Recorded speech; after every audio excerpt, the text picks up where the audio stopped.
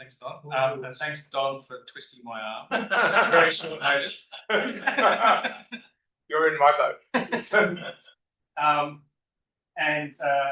Don wanted me to speak about this. We don't. So it's just what we're planning to do. So I don't have any results really to show. There's already been some mention of diagnostic test skills check that Simon talked about. And I think, are you going to just, Jim, and you're going to say something about that? No, we're not there. We're not talking. So. Oh, okay. All right. So that's not going to happen. But okay. So right. I have to go to the other screen. Oh, I see. Yeah. Okay. Right. Okay. All right. So we have a number of large first-year courses. Math 1131, Mathematics 1A is like 2,500 students this term, and there's a higher course which is almost up to 1,000 students. There's discrete maths, it's about 1,000, and then there's a stats course and life sciences and actuarial. Then there's this very small course which should be bigger. Math 1011, Fundamentals of Mathematics, and the idea for this course is mostly taken by students who are intending to go on to do Math 1131, which is about half engineering and half science students, a smattering of others. And so most of the students taking this course are doing so because they don't meet the assumed knowledge for Math 1131, or they feel like they don't. And it's typically less than 100 students. I think last year it was like 60. This year it's up to about 75 already. But there's 2,500 students in Math 1131, and certainly quite a few of those are in the boat where they've just only done standard maths, or they did maths advanced but didn't do very well. Ideally, I would like to encourage more students to take this course. First, it has a lot in common with our bridging course as well. Okay, so it's preparation for Math 1131 mostly. There are some students who do it. It's the only course they have to do in their degree, but mostly for Math 1131. It's sort of pitched at about Maths Extension 1, HSC Extension 1 level in terms of the difficulty and some of the topics. But it's not the same syllabus because we do some vectors and we do some linear systems of linear equations a little bit in this course as well. And it has a wide range of student abilities. There are definitely students in there who didn't do a high enough level of maths at school because they felt they couldn't. Well, they were struggling.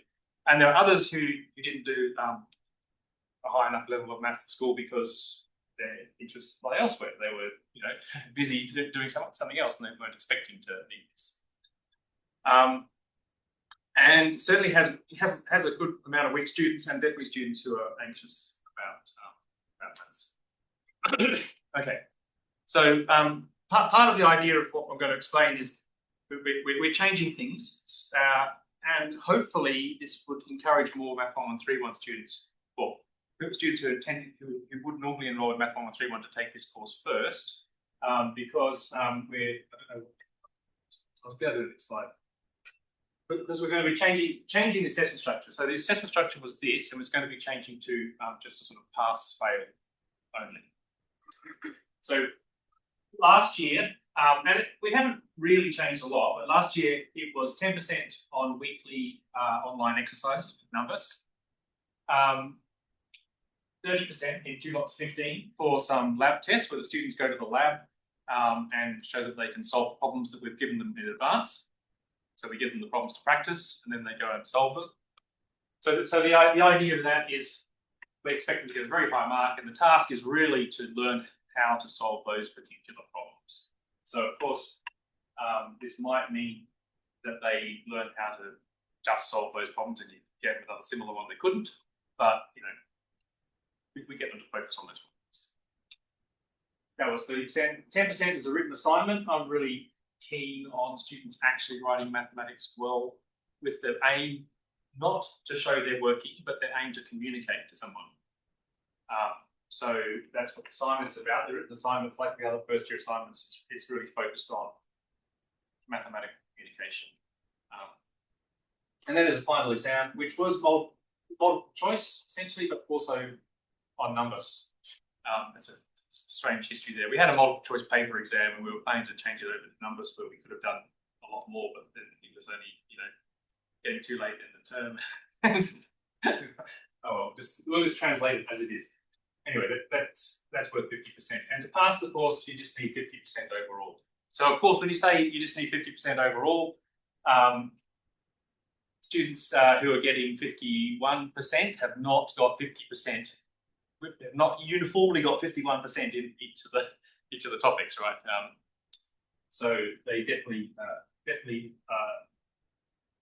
deficient in some things and better in others. Okay, so we're switching to a sort of pass-fail structure, which I was looking at the university's websites on it. They call competency assessment, and I'm not sure why this URL is giving feedback. I don't know whether they've got another page or that's what they think is the main purpose. But if you look at this website, can you just Google competency? This is what I did. Google competency assessment UNSW, and you get this website, which has got some interesting. It's got some useful information here because they do actually have references. When to use, and it's the first 3 points definitely are students. You might not be able to read that, but essentially the first one is introductory and foundational courses, especially where students come from diverse backgrounds. Second dot point is where the key focus of education is for students to obtain specific skills and knowledge necessary for profession or field they want to go into. That's it. I'm not sure. I mean, I think there's a lot of courses where you want students to gain skills and knowledge, but and for student cohorts where well-being is of particular concern, and due to increased levels of anxiety. Okay, so this course seems like a good option. I'll go back to. It was a different tab. Right. So that's maybe I should scroll down a bit further actually. Yeah. So I think the students will at the end of the course either be competent or not yet competent.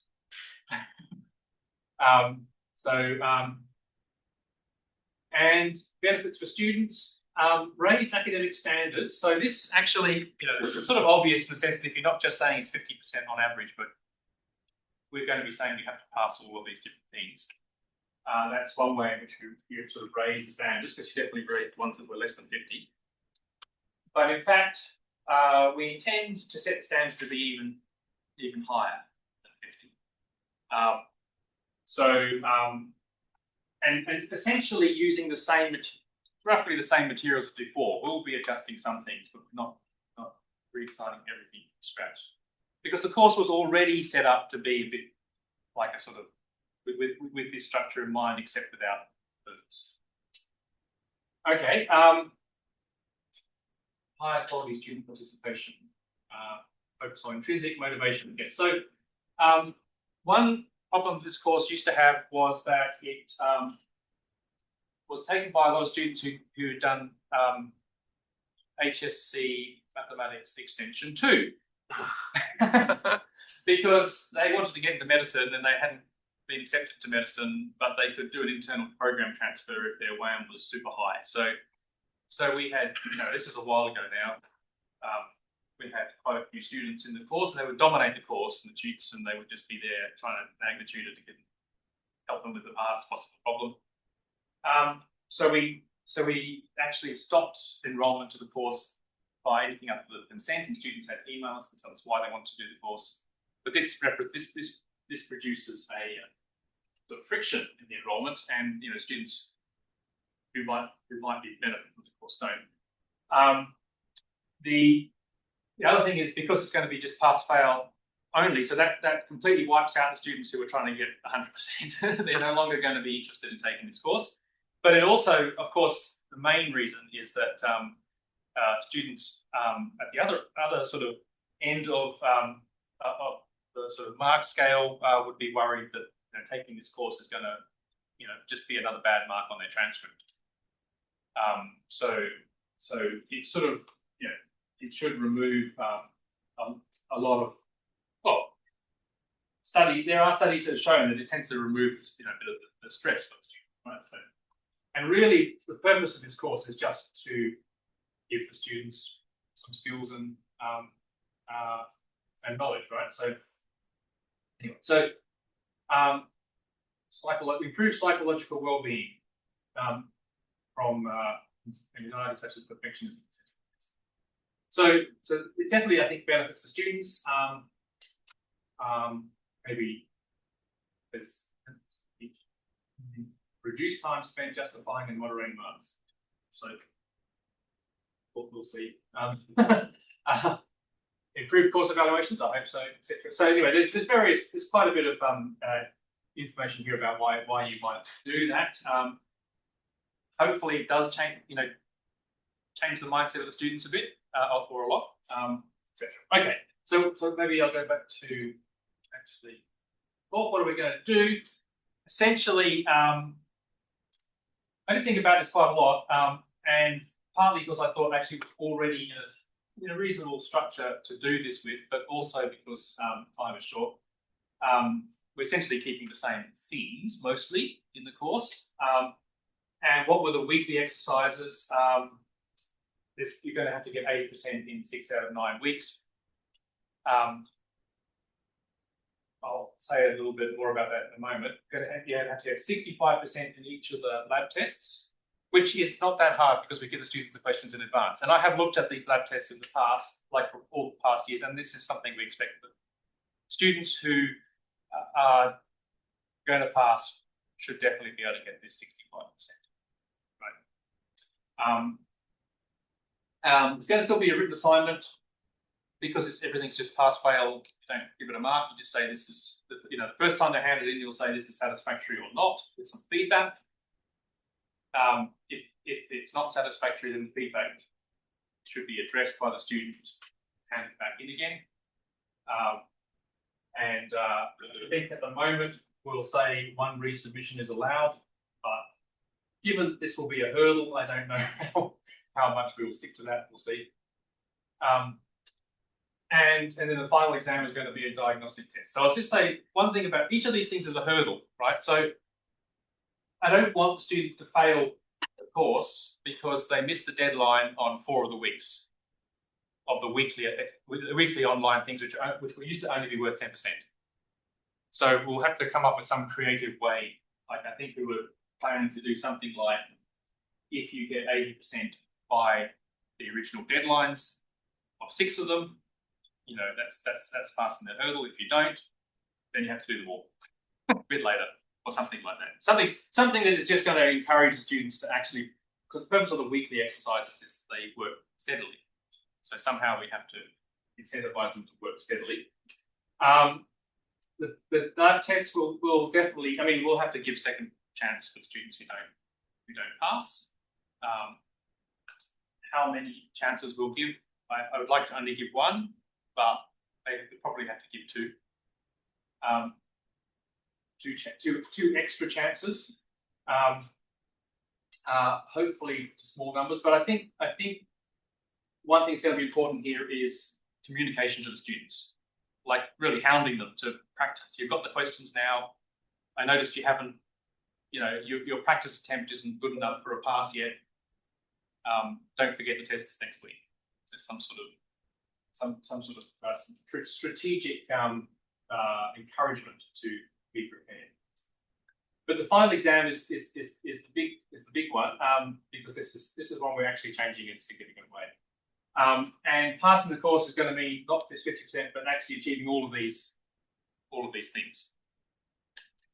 But finally, this 50%. Sorry, I meant to edit that out. I probably can't, but I won't. That was the old. It used to be. It's 50%. It used to be 50% of the assessment. Now it's a hurdle like everything else. I'm not saying 50% is a pass. Passing means all of the above. Okay, so what we're going to do is the exam is going to be what is the Numbas diagnostic test, which is the thing that's just a skills check that was mentioned in the previous talk. It'll probably have some commonality with that because there's some parts which are basic. Well, it's the same sort of level, but we're going to obviously construct it a bit differently. But here's an example of what you see in the in this skills check. So Numbas is everyone here? Anyone here not familiar with Numbas? A little bit, yeah. Okay, I'll tell you later. So get with the program. Everyone uses it. So it's an online system which just lets you create randomized questions. So it's going to be a test. And I should have said before, there's lab tests. I'll call lab tests because they're invigilated, and the exam is going to be invigilated as well. So here, when you start this Numbas diagnostic test, you can see down the left here, you've got the different topics. Actually, it's going to be a different set of topics for the Math 101 one. And it tells you how you're going in those. And you get a question here that you need to answer.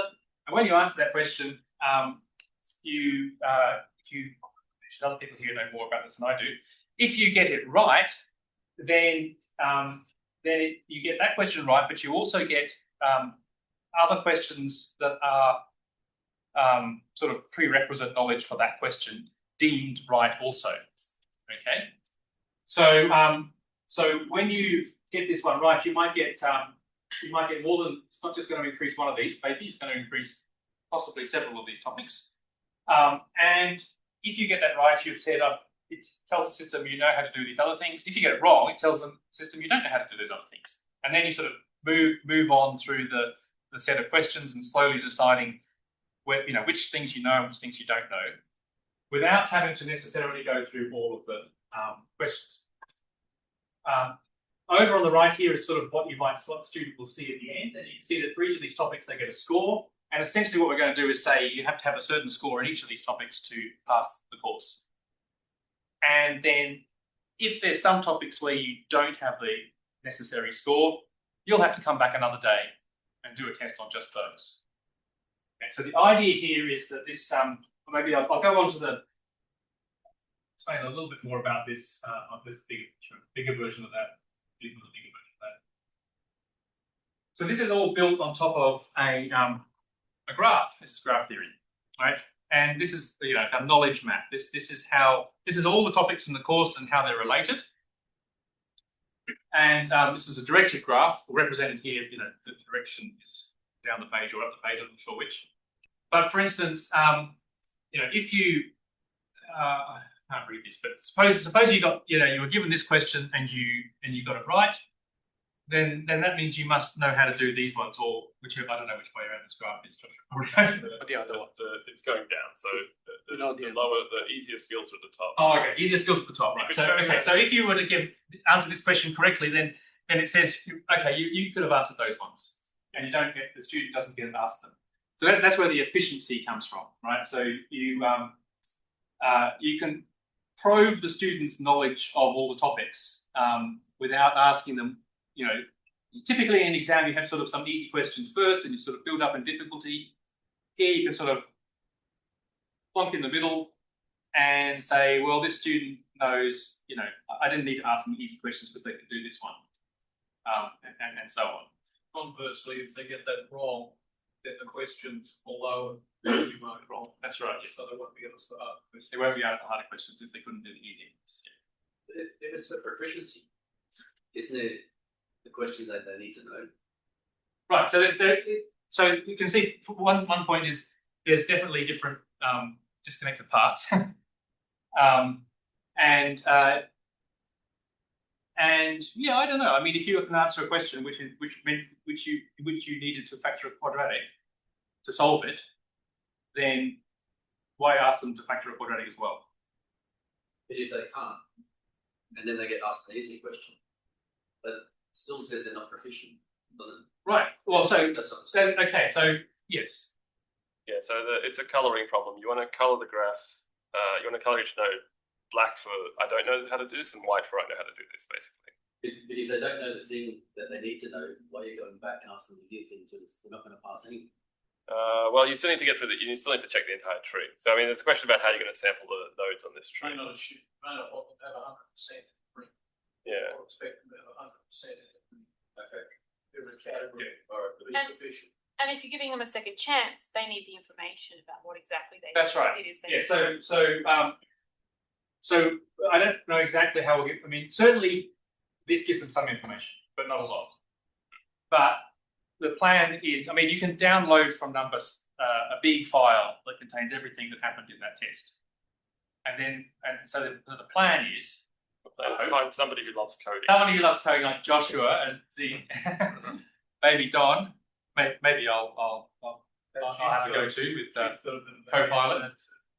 So then you can extract this data and tell the students precisely which things they got wrong. Or I think you can even set it so that they can actually look at which questions they got wrong as well. Yeah. So yes, we would provide detailed information on which skills that they failed on, and also presumably, hopefully we can coordinate that so that we also tell them where to find the information they need. Can I just comment that a genuine ITS does tree traversal that way? So it's not really interested in the final output. It's more interested in recording how they're going at the various nodes in the tree. And it's not afraid to back down the tree so that the user masters that particular level and then has a re-entry into the next level. Oh, I got it right. So an ITS doesn't focus so much on final answer results as it is in the development of the learner as you go. This is a little bit away from that, but I wouldn't be concerned about jumping them down a tree because they couldn't do that level. Yeah, I mean, ideally, well, there's quite a lot of discussion about how to tweak the algorithm to be as efficient as possible and to sort of. I mean, the idea is we would like a student. I mean, when you typically construct an exam, there's lots of compromises made on the topics that are covered. There's just about no way you can write a 2-hour exam that covers every topic in the course. And some students get lucky and others don't because they, the topic they hated turned up in the exam, or didn't. So hopefully the idea of this is that you can more efficiently sample what the knowledge of the student and in a shorter time, so you can sort of make sure they cover more bases. How it goes in terms of whether students can pass many of these topics in the first go of the exam, and they only have to come back to do 2 of them. That would be ideal. I guess we'll find out. Probably out of time. Huh?